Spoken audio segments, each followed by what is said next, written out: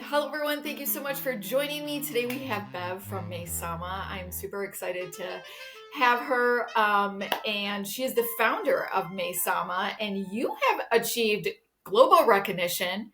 You've been in Vogue magazine several times, and you have also won awards for your products, including silver from the Pure Beauty Awards on your Green Rooibos Yes, Serum. yes, we have. Yes, You have just done wonderful things, it seems like, in a short amount of time. So I am such a thank you. fan. You're such an inspiration, Oh, thank you, and Jodylynn. I'm super excited that you are here. So tell us a little bit about like your mission and how you got into finding Maysama. Okay. Gosh, well, Maysama started as a skincare brand, as you know, and really around my love for Green Rooibos because I was always drinking it as a tea to help manage my rosacea. Um, and then I fell into the science and wanted to look at green rooibos as a cosmetic ingredient. So we did some studies with the Nelson Mandela Institute, which proved that it was an ingredient worthy of cosmetic application. So we did studies before we even launched the brand, which was fantastic because my background is science, and anything that I do, I That's want it to making be. sense now. That's making Yeah, I sense want now. it to be backed by science. I'm not just going to say, oh, yeah, you can use this because it's like green tea. We wanted to prove that it was, as potent as green tea in terms of its antioxidant potential. So we did that. And then shortly after we launched, and I launched with just the Green Rooibos Serum that you know and love, Penn Smith picked up the serum and used it with red light therapy. I didn't know anything about red light therapy at the time. And there was this association that green tea could speed up the results of red light therapy because there was a paper written by Andre Sommer back in 2009. And for that reason, Penn and other skincare educators were starting to use the green rooibos tea with red light therapy. And because I like everything to be science backed, I kind of got to a point where I thought, well, I've got the investment now. Let's do some studies around this because I want to know, does it make a Yeah. difference? So at that point, we did some extended product tests, and Mito Red Light very kindly partnered with us on this collaboration. So they were trials that were run over a 3-month period with a small group of ladies from 29 years up to 65 years. And they applied the serum to split face, to half face, 15 minutes before a red light session. So the panel was Okay. provided by Mito Red Light, and it was red and near infrared. Then they did a 10-minute treatment, and they repeated that daily for 3 months. And these tests were performed by a third-party independent regulatory laboratory. So they really follow a very strict procedure for claims testing. They're not done internally, they're done independently. And when we got the results, we were just absolutely blown away. I mean, I literally sort of had to pick myself up and put myself back on the chair because I'd kind of expected there to be an uplift. But to be more than double the results of skin rejuvenation, it really did take me quite by surprise, and Mito Red Light as well. So we thought, gosh, we're really onto something here. And I think, previously we'd always assumed that it was down to the antioxidant potential of green rooibos because that's what they were talking about when they were talking about green tea. They were saying that it helps to buffer the free radicals produced by red light that will impact on the efficacy of your red light device. We subsequently had a conversation with Dr. Michael Hamblin, who you may be familiar with. He's a leading photobiomodulation scientist. And he said to me, actually, Bev, I believe the antioxidant potential's got very little to do with it. It'll be a biochemical reaction.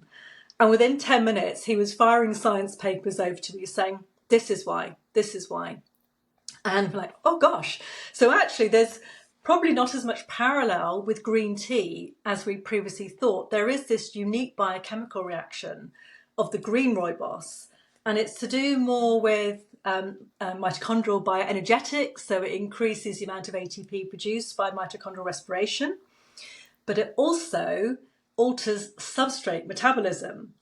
This is the really interesting bit, and it's probably a bit too heavy on the science to go on to, in today's video, but it's something that Maysama is putting more money into research around because we Wow. really want to have a look at this. So we've just signed off on another research collaboration with our own research partners at the Nelson Mandela Institute to look at the impact of green rooibos at the biochemical level with red light Wow. therapy, which is super, super exciting. I cannot wait to start this. So it's to do with altered substrate metabolism. And what the green rooibos does is it kind of favors pro-aging pathways, which you don't see if you're just using red light alone. Okay, So very wonderful. exciting. This is very exciting. Now, Yeah. can you chat a little bit about the difference between the green rooibos and just regular green tea? Yes. Firstly, they're different plants. So green tea comes from the plant Camellia sinensis, and that's native to India and China. And green rooibos comes from South Africa, from a plant called Aspalathus linearis. So it's actually a tisane, a herbal tea, rather than a tea itself. And I think, most people that drink rooibos tea will probably know it is a kind of red liquid. Hmm. And you can also get green rooibos that you drink. And green purely means that it's taken from the fresh leaves rather than, normally you would cut the leaves, you would wet them, you would bruise them, and you leave them they call it fermentation, but it's not, it's Right. really fermentation, but they leave them in the sun. And that increases the flavour profile to make the red rooibos or traditional rooibos. With the green rooibos, by not leaving it to ferment in the sun, it has an increased antioxidant potential.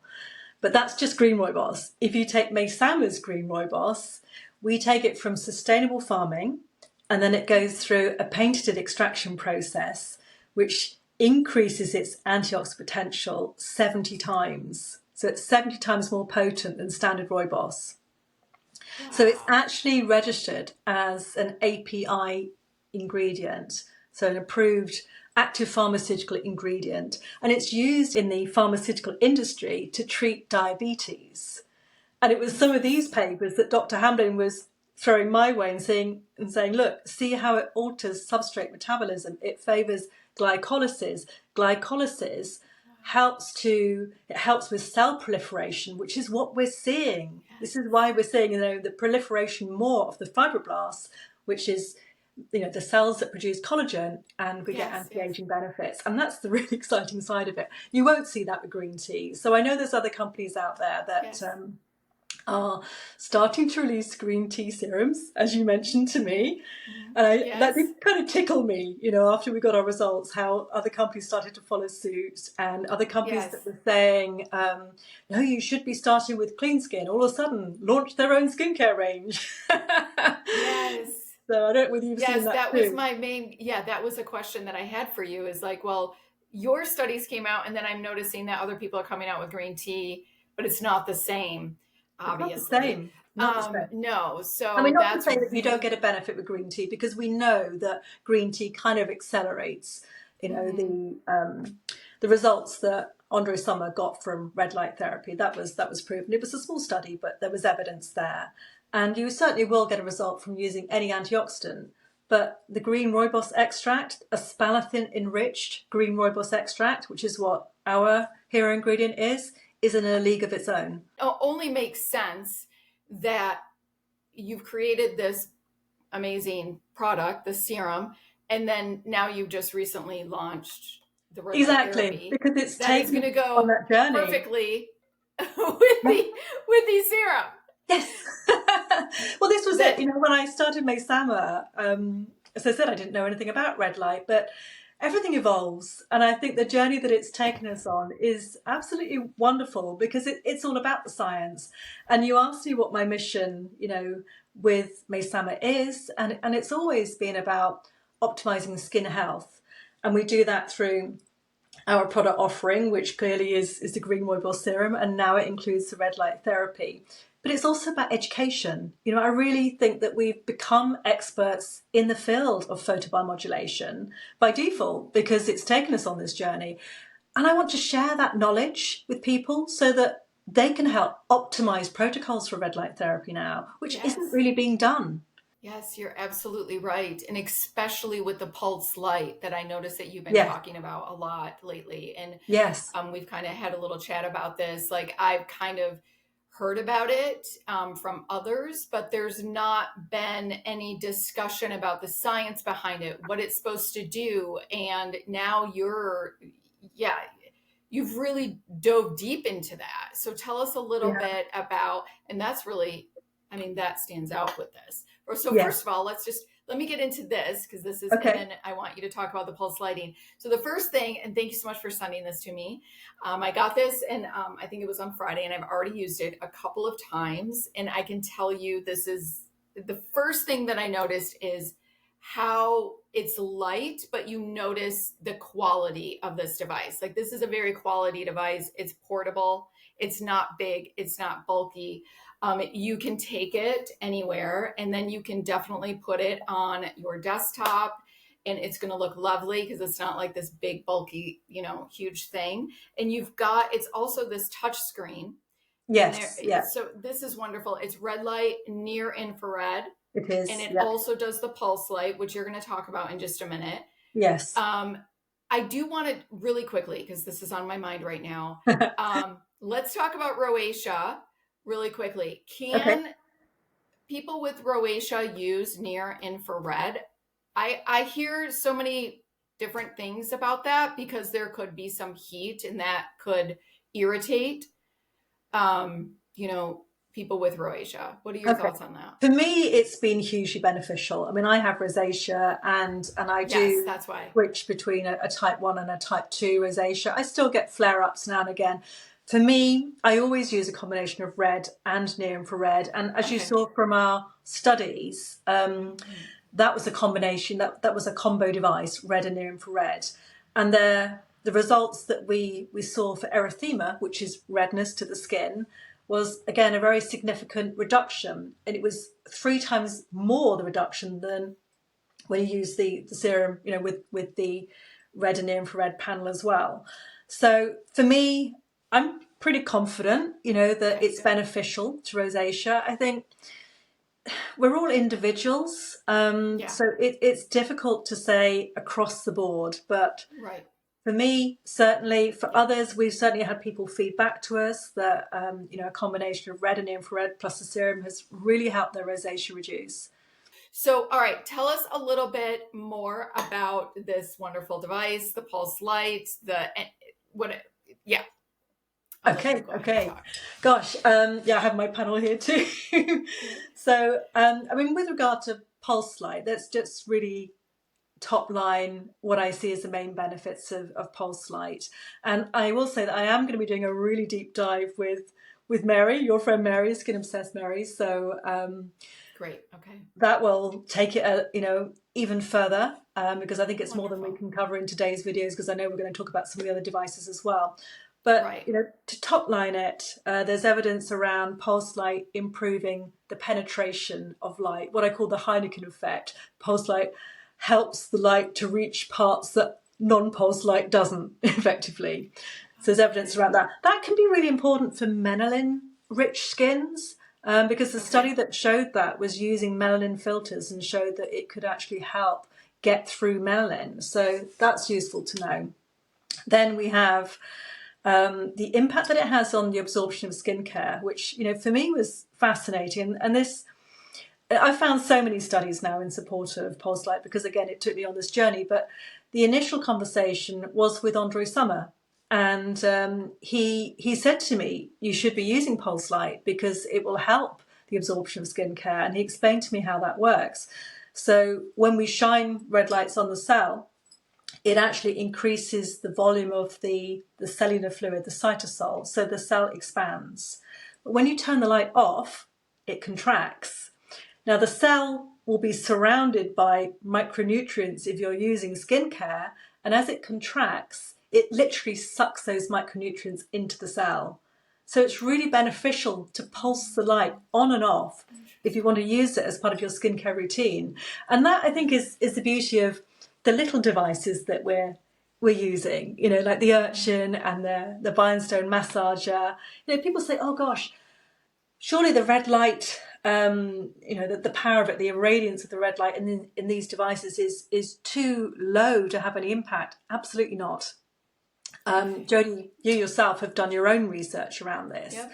And we know now that the lower irradiances are really good for healing and stimulation. So we're talking anywhere from 10 to 50 milliwatts per centimetre squared. And you know, with the Bionstone massager, you've got an irradiance of 10 milliwatts per centimetre squared. With the Urchin, it's 20 milliwatts per centimetre squared. So even at these lower irradiances, they have this biostimulatory effect. And as with all the rules of pharmacology, you don't want maximum, you want minimum levels to get a biostimulatory effect. It's really important. Yes. With the panel, That's great to know too, because I think that a lot of people think more is always better. yes. And that's not the case when we are talking about skin rejuvenation with red light. It's not the case when we're talking about skin rejuvenation. I mean, you will find this on other red light manufacturers' websites that, you know, they've got a maximum radiance in the industry and it's this and it's this.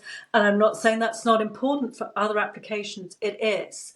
You know, so if we're talking about pain relief, if we're talking about muscle rejuvenation, maybe if we're talking about treating some illnesses, higher rejuvenations may be important, but not for skin rejuvenation. There's an optimal window. It's been narrowed to this 10 to 50 milliwatts per centimetre squared, or 2 to 10 joules per centimetre squared. It's another way of measuring fluence. So that's really what we're looking at. Now, if you take the Maysama panel, you know, the starting point is 200 milliwatts per centimetre squared at 3 inches. So you don't want to be sitting 3 inches away. But the beauty of the pulse light is that it helps to modulate your exposure to red light anyway. So you can automatically half the irradiance because the light is only on half of that time.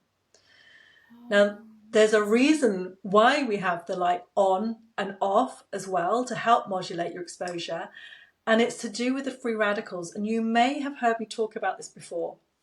So we know that free radicals are an important part of how red light therapy works.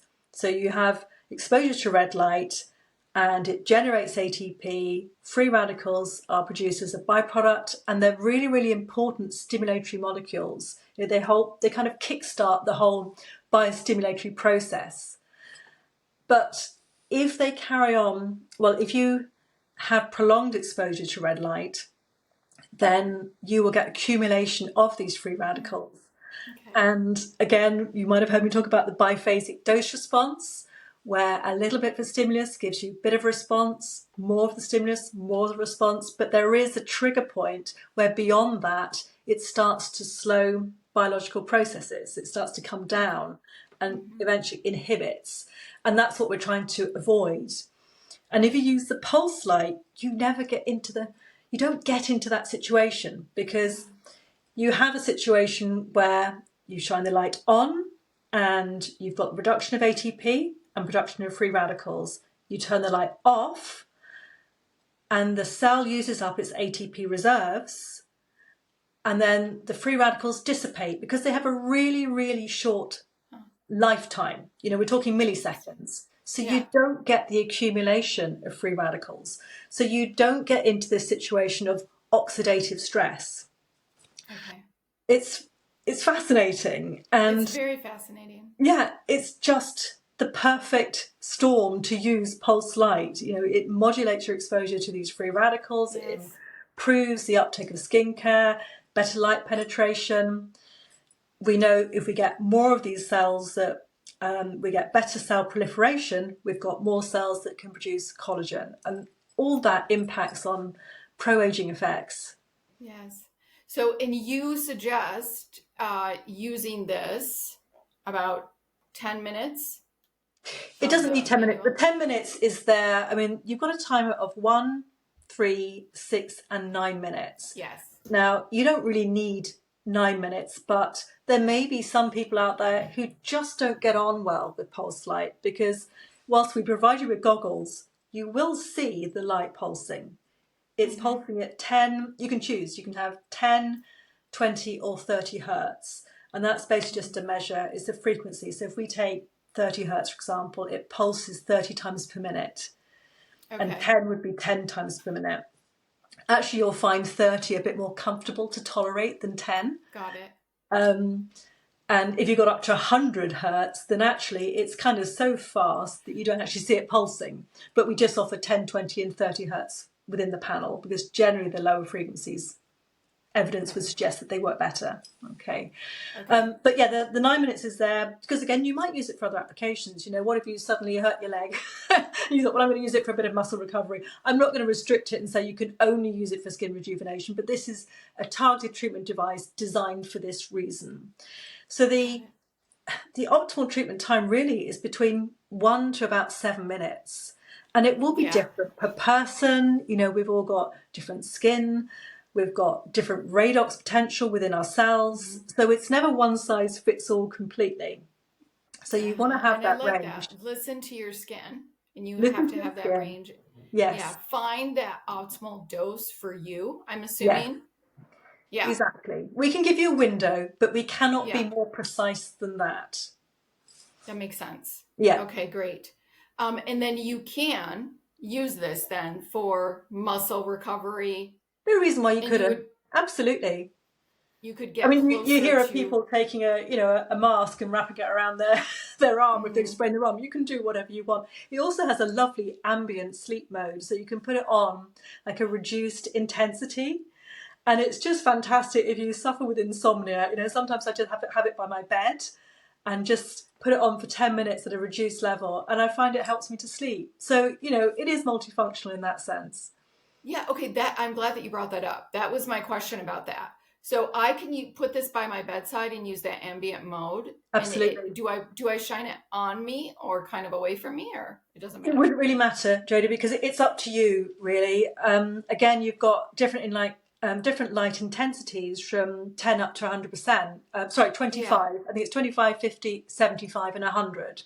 So if you find it more comfortable to have it on a lower intensity, you know, the 25%, then work with that.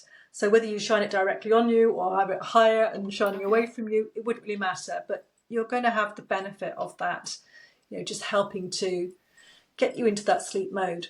I am so trying that. It's lovely. It's just lovely. That is something that as an aging woman, that I can definitely struggle with. Is getting to sleep, calming the mind, and, you know, getting that good night's sleep. Thank you so much, Bev, for being here. This has been a wealth of information, and I know you and I could talk. I could talk forever about this, and I know I'm assuming you can too. And the science is so interesting to me. So I want to say thank you so much for being here. I so appreciate you. And I am also going to post your video when you do it with Skin Obsessed Mary too, for that deep dive. I think that's really cool. I'll let people know about that too. So I'm excited to watch that. Thank you so much, Jenny. Thank you so much for having me. It's been an absolute pleasure. Thank you.